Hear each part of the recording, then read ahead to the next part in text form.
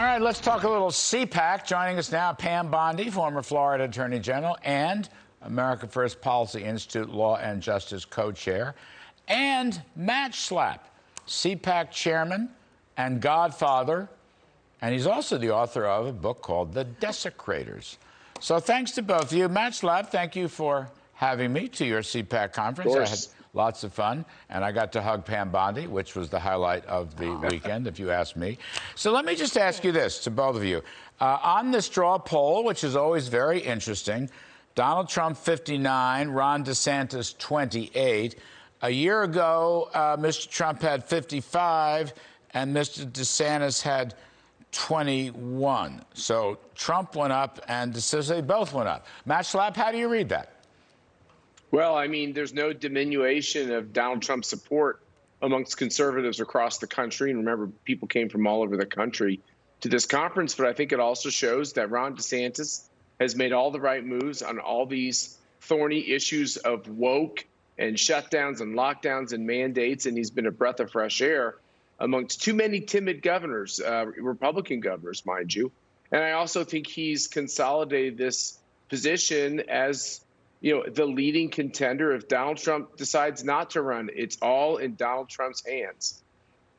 Pam Bondi, did you think when President Trump spoke Saturday night that he actually declared for presidency? Some people said he did. What was your take? Well, he did not formally declare for presidency yet. I strongly believe he will. We all want him to be the 45th president and the 47th president of the United States. And Larry, we're so blessed in Florida. We've got a great governor. And there were some other great people on Matt's poll as to who should be president. But you know what? President Trump doesn't need rhetoric. He's got record. He is the only one who has made our country great. And I think we're seeing the spread get even greater among all these other candidates and President Trump, because everyone in this country, they know what Putin's doing now would have never happened under President Trump. Under Bush, invaded Georgia. Under Obama, Crimea. Under Biden now, Ukraine. President Trump gave them javelins, and President Biden gave them blankets. The Abraham Accords, peace in the Middle East, energy independent. We would have had the Keystone Pipeline.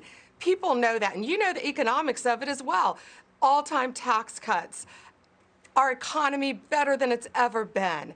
And that's what Americans know, and that's what they see, and why they desperately want President Trump to be the president again. Well, I'll tell you one thing. Now more than ever, we need energy independence. I mean, Biden's darn fool. The withdrawal, Matt, from Afghanistan was catastrophic. That probably was the first step towards what Putin's doing. But, I mean, you have this woman, Madam Psaki, saying, nah, we don't need any more oil and gas. I mean, that's all Russia has, and we're financing his war machine. And I actually wish President Trump had made even more of that, because it's so important. Matt, how do you read the rest of it? I mean, by the way, I was stunned that I wasn't in the presidential roll call there. I was absolutely stunned by that. But I did try to make my pitch for Save America. And you did. I think I think in that group there's a populist revolt going on. I felt that. I went out and said that. At least 3 people stood up and cheered for me. That was very exciting. Is there a populist revolt? And can we save America, Matt Schlapp?